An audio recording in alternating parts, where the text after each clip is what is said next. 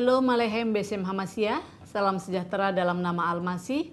Masih bersama saya Syafa dan Baba Nur dalam program acara Baba Nur Menjawab. Selamat datang, Bah. Dan kita akan menjawab pertanyaan-pertanyaan yang sudah banyak sekali masuk kepada redaksi.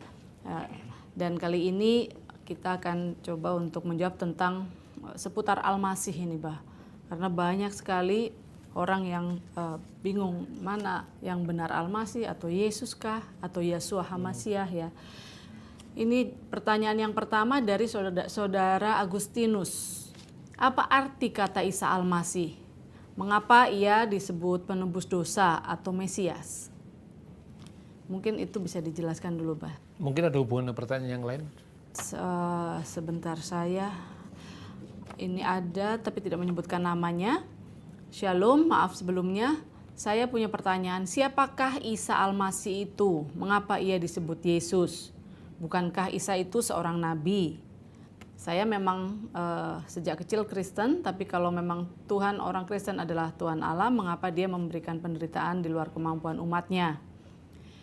Lalu masih seputar Al-Masih. Ini ada yang memberikan masukan, jangan menggunakan nama Isa Al-Masih. Harap tidak disebut Isa, melainkan Yesus atau Yeshua. Ini pertanyaan dari saudara Evander. Tidak ada masalah dengan nama Al-Masih, karena Al-Masih berarti yang diurapi senada dengan kata Kristus. Sedangkan Isa adalah nama yang Quran berikan kepada Kristus. Kekristenan harus menerima nama Yesus yang turun dari surga melalui pemberitaan malaikat Gabriel yang tertulis dalam Matius 1 ayat 21. Bukan lewat pemberitaan Quran dengan nama Isa. Ya, oke. Jadi begini, dunia di mana Yesus hidup itu ada dunia yang multilingual, yang multicultural. Sesuai dengan nubuat Nabi Yesaya bahwa Mesias itu akan berkarya di seberang sungai Yordan, jalan ke laut, Galilea, wilayah bangsa-bangsa. Afer Hayarden, Gelil Hagoyim. Jadi daerah seberang Yordan, Via Maris, Derek Hayam, jalan laut. Itu maksudnya jalan di Laut Tengah, Mediterranean Sea. Dan kemudian Galilea itu adalah tempat banyak suku-suku bangsa saat itu berkumpul. Karena itu Yesus bicara dalam masyarakat yang sangat multibahasa. Yesus berbicara sehari-hari memakai bahasa Aramaik. Bahasa Aramaik itu mulai berkembang setelah zaman pembuangan dari Babel. Dalam bahasa Aramaik itu orang akan menyebut nama Yesu atau Yeshua. Karena nama itu yang mudah diucapkan oleh mereka yang bertutur dalam bahasa Aram. Tatkala seorang percaya bahwa Yesu atau Yeshua itu adalah yang diurapi, maka dia akan mengucap dalam bahasa Aramaik Yesu Mesiha. Tetapi orang-orang Yahudi di Yerusalem, di Tiberias, daerah-daerah yang relatif lebih ortodoks secara keyahudian, itu mengucapkan bahasa Ibrani. Bahasa yang digunakan untuk menulis Taurat, kitab nabi-nabi, dan kitab-kitab suci Yahudi yang dikenal dengan Ketuvim.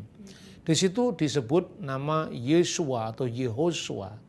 Dan apabila orang misalnya seperti Nikodemus atau imam besar atau siapapun, kalau misalnya mereka percaya Isa itu adalah, Yesus itu adalah yang diurapi, pasti mengatakan Hamashiach atau Hamashiach. Maka mereka menyebut Yeshua Hamashiach atau Yeshua Hamashiach. Bahasa Yunani adalah bahasa yang menjadi lingua franca, bahasa yang sangat luas dipakai di Kekaisaran Romawi, seperti bahasa Inggris sekarang. Pasti menyebutnya Yesus, Yesus, Kristus, artinya sama. Bahasa administrasi pemerintahan saat itu bahasa Latin, pasti menyebut Yesus Kristus. Jadi nama-nama ini lahir karena memang multibahasa pada saat itu.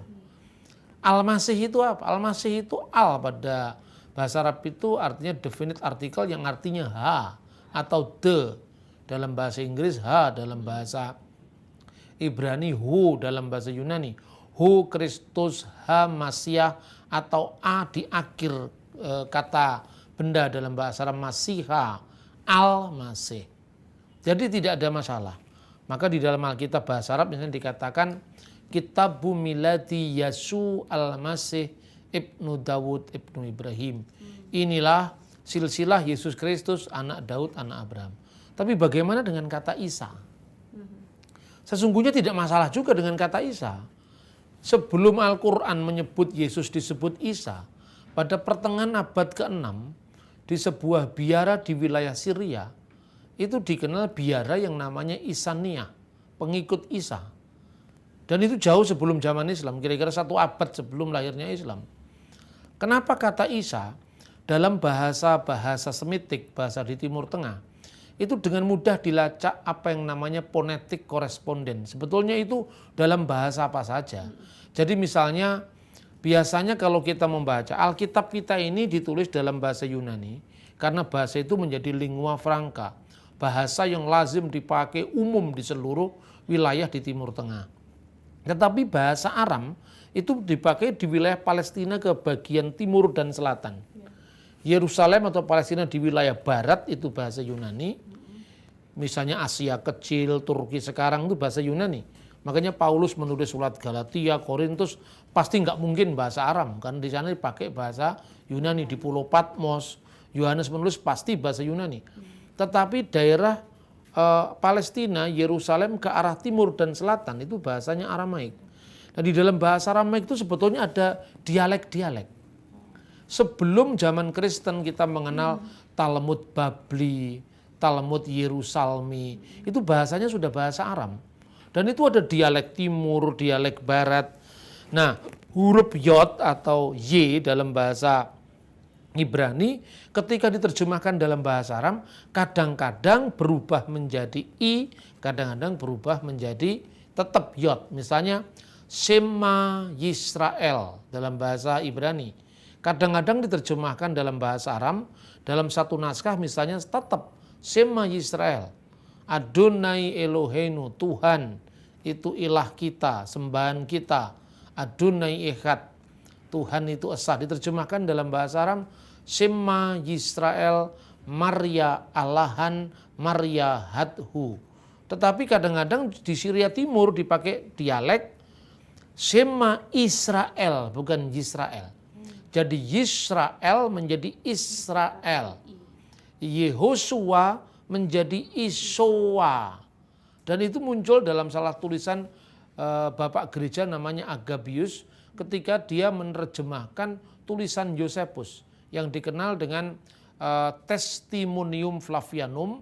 Yosefus itu menulis di dalam bahasa Yunani dan kemudian diterjemahkan dalam bahasa Aram. Dia ahli sejarah Yahudi pada abad pertama. Dia mengatakan bahwa pada zaman itu fi hadzal zaman ya'isu rajulun hakim ismuhu Isowa. Pada saat itu hiduplah seorang yang bijaksana namanya Isowa. Nah seperti kata Yehosua menjadi Isowa, kemudian O panjang itu menjadi A. Misalnya Shalom itu Shin, Lamed, Waw, Mim, Shalom. Menjadi bahasa Arab Sin, Lam, Alif, Mim, Salam. Shalom alaihim menjadi Assalamualaikum.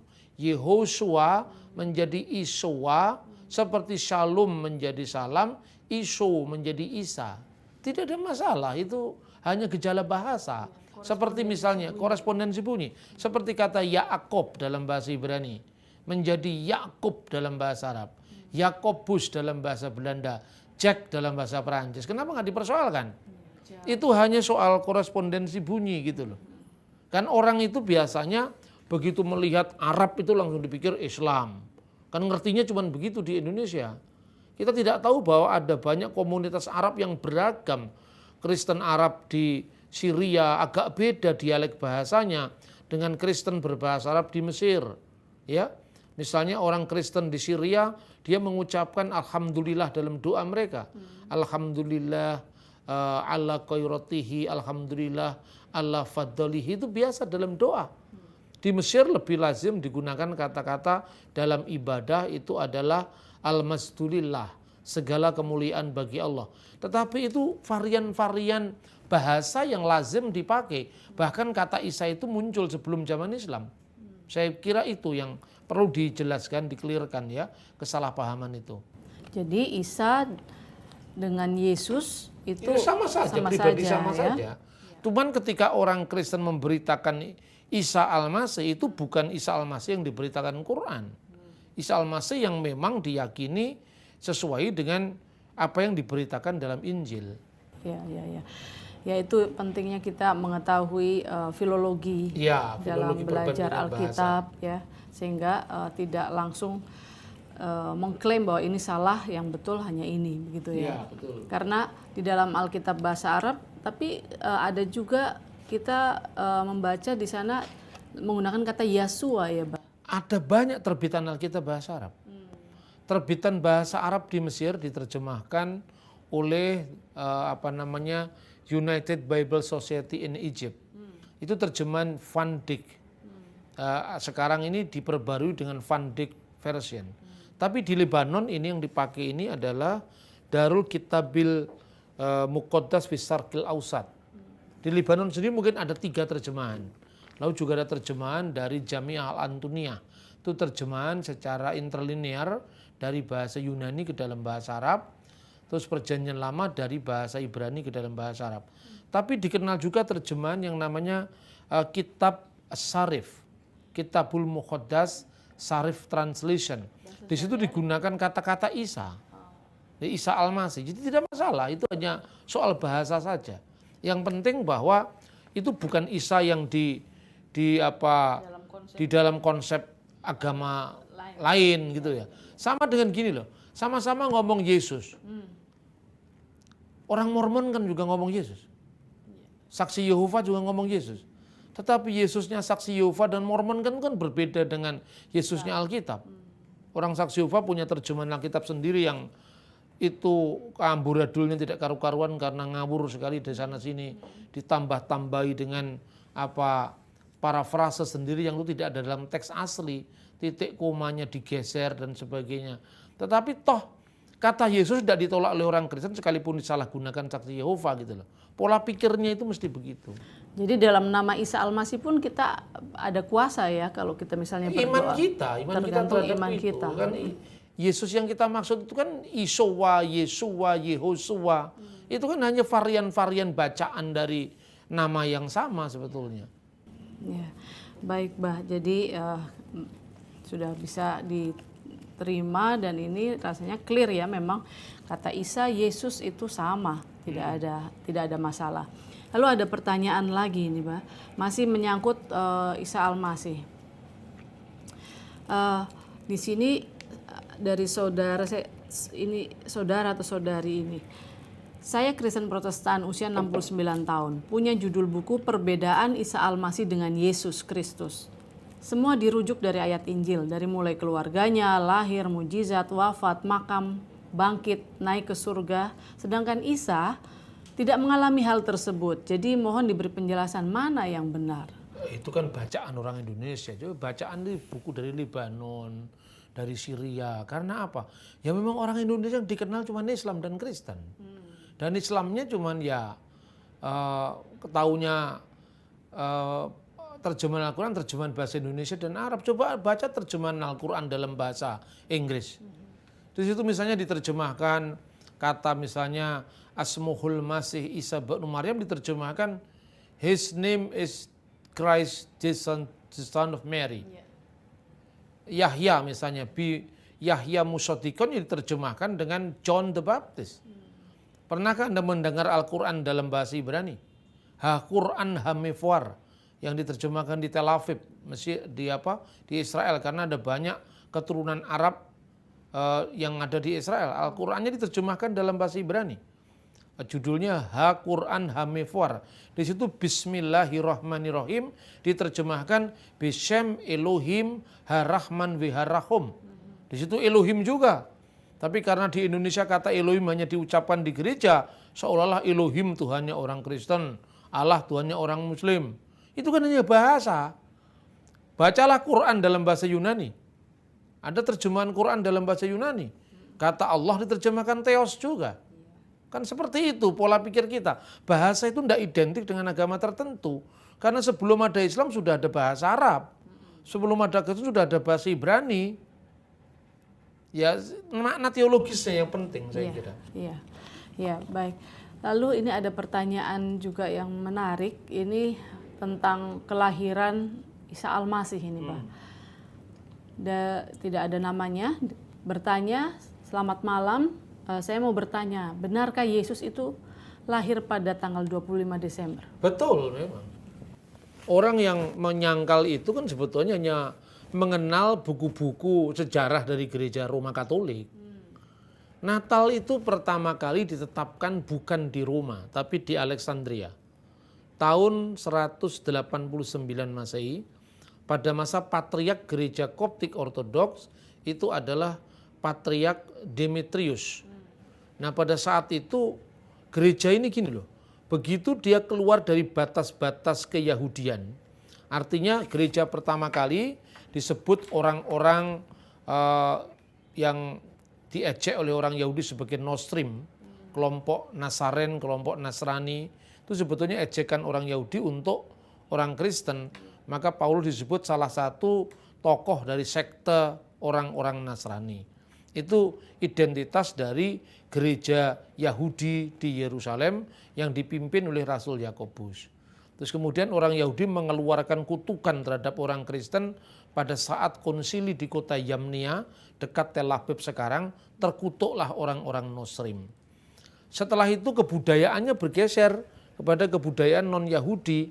Kalau kebudayaannya bergeser berarti Injil harus dikontekstualisasikan supaya dimengerti oleh penduduk yang non-Yahudi. Berkembanglah Injil di Antioquia di Syria. Kisah Rasul 11 ayat 26. Di situ dikenal sebutan Kristianos, yaitu Kristen. Untuk pertama kali disebut Kristen. Kebudayaannya Yunani, kalendernya ganti. Bukan kalender Yahudi yang memakai sistem peredaran bulan, tapi kalender matahari yang dipakai di zaman dinasti Seleukid. Ketika Injil dibawa Rasul Markus ke Alexandria, kalendernya memakai kalender bintang. Kalender Kawakibiyah, bukan Komariah, bukan Samsiah. Kalender bintang itu sekarang dikenal di gereja Koptik Ortodok dengan nama Anno Martiri. Kalender yaitu tahun kemartiran. Di situ disebutkan rayakanlah kelahiran dari juru selamat kita itu dalam sebuah dokumen yang dikenal dengan Koptik Didaskalia Apostolorum. Itu dari tahun 189. Rayakanlah kelahiran Tuhan kita tepat tanggal 29 bulan Mesir keempat atau bulan Kiyah, atau tanggal 25 bulan Ibrani ke-9. Bulan Ibrani ke-9 itu bulan Kislev. Nah, bagaimana bisa menentukan itu? Itu dari Alkitab. Di Alkitab dikatakan bahwa Zakaria itu membakar ukupan, ya mendapatkan giliran membakar ukupan. Saat itu dia membakar ukupan itu dia mendapatkan tanda bisu. Waktu itu Zakaria dari rombongan Abia. Rombongan Abia itu menurut 1 Tawarik pasal 24 ayat 7 sampai 19 adalah rombongan ke-8. Berarti Zakaria itu dari mewakili golongan Abia itu membakar ukupan pada perayaan yang namanya sebetulnya perayaan Yom Kippur, itu kira-kira bulan September. Kenapa bulan Yom Kippur? Karena semua puak Israel kumpul di Yerusalem, di Bait Allah. Itu menunjukkan itu perayaan Yom Kippur. Yang kemudian Lukas pasal 126, 6 bulan setelah malaikat menemui Zakaria di perayaan Yom Kippur itu, dia bertemu dengan Maria di Nazaret. 6 bulan setelah bulan Tisri, karena Yom Kippur itu dirayakan setiap bulan Tisri. 6 bulan setelah bulan Tisri itu bulan Nisan. Bulan Nisan itu kira-kira Maret. Makanya sebelum bapak-bapak gereja abad keempat yang dituduh katanya Natal itu perayaan Dewa Matahari, dan itu tuduhan yang sama sekali buta sejarah. Sebetulnya itu sudah ada tulisannya Irenaeus, tulisannya Hippolytus, itu bapak-bapak gereja dari generasi ketiga, itu mengatakan bahwa perayaan Bunda Maria menerima kabar gembira dari malaikat itu tanggal 15 bulan Nisan atau tanggal 25 Maret. 9 bulan setelah Maria mengandung, pemberitaan malaikat tanggal 25 Maret, itu jatuhnya 25 Desember itu. Itu tidak sulit dihitung karena kita tidak ngerti sejarah. Taunya gereja cuma gereja barat, Roma Katolik, Protestan, hanya itu saja. Kita tidak mengenal gereja-gereja timur yang dari abad pertama, kedua, ketiga terus berjalan sejarahnya. Dan yang kedua, ada tulisannya Yosepus, ahli sejarah abad pertama, dan tulisan dokumen Yahudi yang dikenal dengan Megillot Ta'anit. Dalam Skolia atau pengantar Megillot Ta'anit itu, kenapa orang Yahudi mesti berpuasa tanggal 9 Ab, Tis'a B'Av? Karena waktu itu bait Allah dihancurkan katanya. Katanya dokumen Yahudi. Dokumen ini dari tahun 160 Masehi. Nah, kenapa kok bait Allah dihancurkan? Karena Tuhan marah dengan umat Israel. Dan waktu bait Allah dihancurkan tanggal 9 bulan Ab itu kira-kira Agustus. Yang membakar ukupan adalah rombongan pertama, yaitu rombongan Yoyarib. Ini catatan Yahudi. Yosepus mencatat bait Allah itu mulai dihancurkan, dibakar itu bait Allah itu mulai tanggal 9 bulan Laus, yang tidak lain sama dengan tanggal 9 bulan Ab, bertepatan dengan tanggal 5 Agustus tahun 70 Masehi. Tinggal ngitung mundur ke belakang 73-74 tahun, ketemu Zakaria membakar ukupan di bulan apa, minggu keberapa. Karena kalau kita pembaca mungkin tidak mengerti nama-nama bulan Ibrani, bulan Mesir ya. Saya sederhanakan aja, itu bulan Masehi misalnya. 9 bulan Ab itu sama dengan 5 Agustus, tahun 70. Yang membakar ukupan rombongan pertama. Hitung mundur, berarti bulan Juli minggu keempat, rombongan yang membakar ukupan itu rombongan ke-24. Juli minggu ketiga, rombongan 23. Juli minggu kedua, rombongan 22. Juli minggu pertama, rombongan 21. Nanti kira-kira 70-an siklus, 70 tahun lebih siklus, Zakaria membakar ukupan dari rombongan ke-8 itu tanggal 15 bulan Tisri. Dan itu perayaan Yom Kippur. 6 bulan setelah Tisri, sekali lagi itu Nisan. Sama dengan Maret. Perayaan kabar baik, malaikat bertemu Maria, 9 bulan setelah Maret, Desember. Selesai. Itu dokumennya jelas kok. Ya, karena kita tidak mengacu pada sumber sejarah primer. Seperti kekurangan itu. Kita kekurangan kita di situ. Betul. Jadi sudah pasti 25 Desember tidak salah kita tidak merayakan salah Natal ya. Itu dari abad pertama, kedua. Baru dipersoalkan di Jerman itu. Abad 19. Iya. Iya, Bah. Terima kasih. Kemudian ini juga masih ada kaitannya, masih bicara tentang Isa Al-Masih. Sejak kapan Isa Al-Masih atau Yesus Kristus itu diangkat menjadi Tuhan? Tidak ada yang mengangkat Yesus itu Tuhan, tidak ada. Sama dengan kalau saya katakan itu kan tuduhan orang-orang yang kurang belajar itu. Mengatakan baru tahun 325 Yesus disebut Tuhan. Baca itu tulisannya Polikarpus, itu muridnya Rasul Yohanes langsung. Ketika dia mati dalam pembakaran, dia memuja Allah Tritunggal. Kepadamu Bapa Surgawi, dengan imam besar surgawi, yaitu putramu terkasih Yesus Tuhan kami dan Roh Kudus, kemuliaan bagimu sekarang dan selama-lamanya. Dia mati dalam kesahitannya.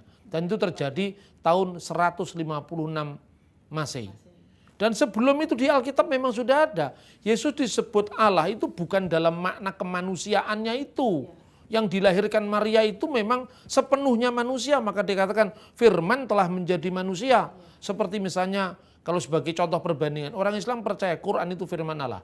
Kertasnya itu mulai kapan ada? Apa mulai dibuat di pabrik? Kan tidak, di pabrik kertas kan tidak.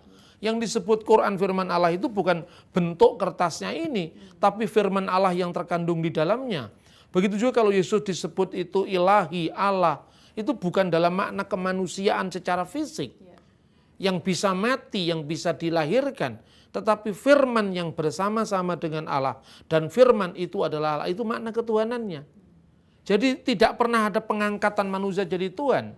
Karena di dalam Yesus itu kita meyakini sepenuhnya manusia dalam keadaannya sebagai manusia. Sepenuhnya Allah sebagai firman Allah yang adalah Allah. Ini sangat clear dan bisa diterima secara akal budi.